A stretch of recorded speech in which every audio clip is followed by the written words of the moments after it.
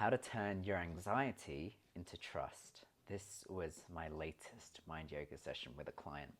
And it's really interesting because this client is client facing themselves. And what they were finding was they were struggling with feeling anxious, in needing to feel enough and satisfy their clients' needs and essentially fix them. And maybe you've experienced this as well. If you are client facing, or just in general, where you're having a responsibility of needing to be of service to others, and there's this anxiety around needing to be enough and do enough and actually give them the change that they want.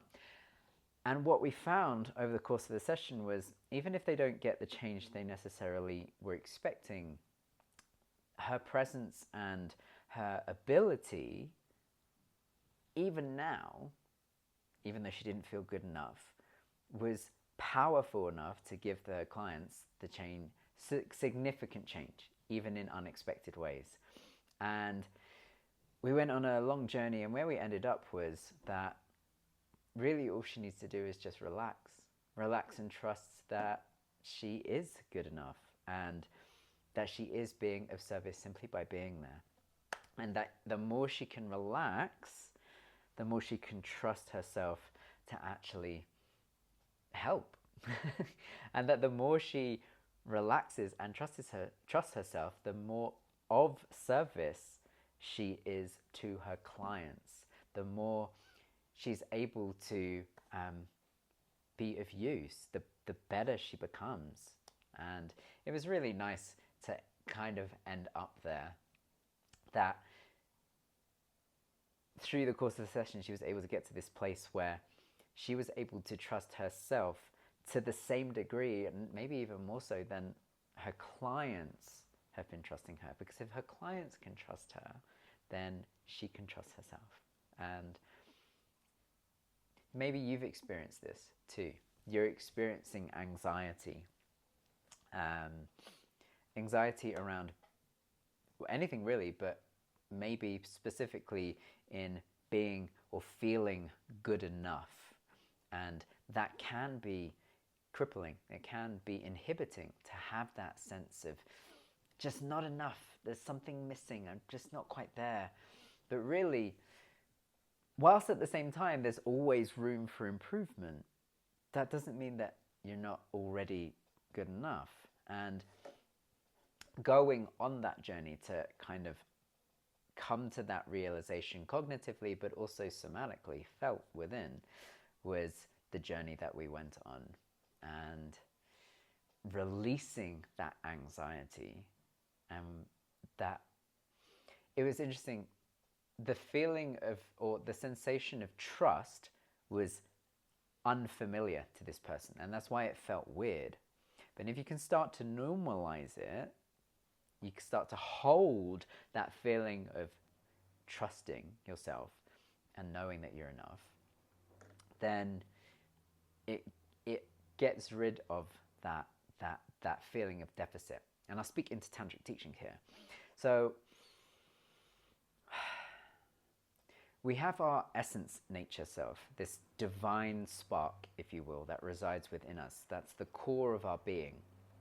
And at the same time, we have our constructed sense of self, our egoic nature. And what happens is our awareness, in its capacity to be so free and do anything, it can, and we have society that encourages this, it over-identifies with the ego self. And the ego self is defined by a sense of lack. It's defined by limitation. Whereas this divine spark, which is our essence nature, is unlimited, it's boundless, it's infinite, it's free, it's blissful, it's content. Whilst the divine spark is has a focus around the sensation of what's called in Sanskrit ananda, or contented bliss, if you will. Joy is another word for it. The ego is fixated on pleasure, if you will, happiness, on sensation.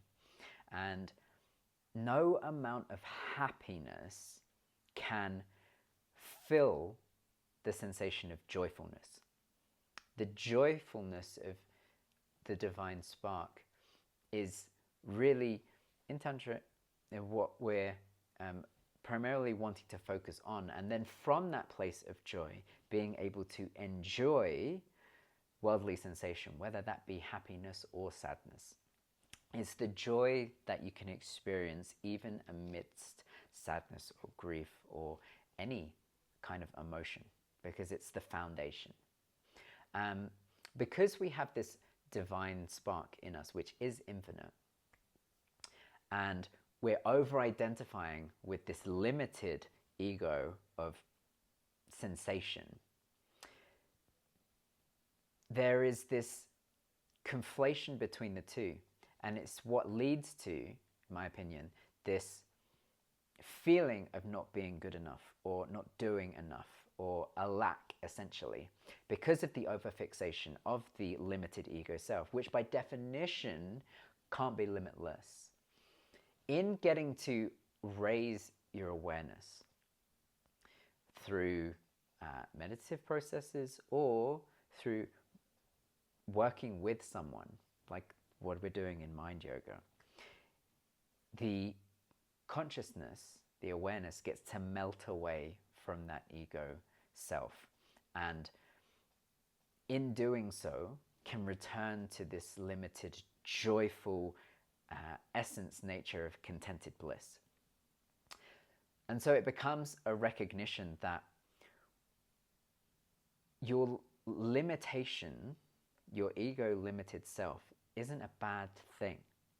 It's what inspires a continuation, a continual striving for better, but not from a place of lack, from a place of opportunity, from a place of limitless expansion, because you're already that sense of enoughness. You're already divine. You're already have access to this contented bliss, this joyfulness.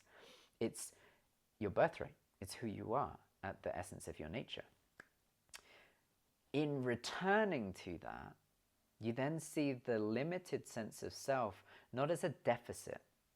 It's not a sense of not enoughness, but it's an opportunity to expand infinitely. I can keep learning, I can keep growing, or I can keep evolving that part of myself with the recognition that I'm already whole.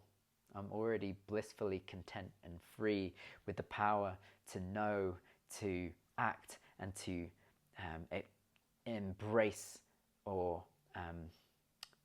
express my will into the world.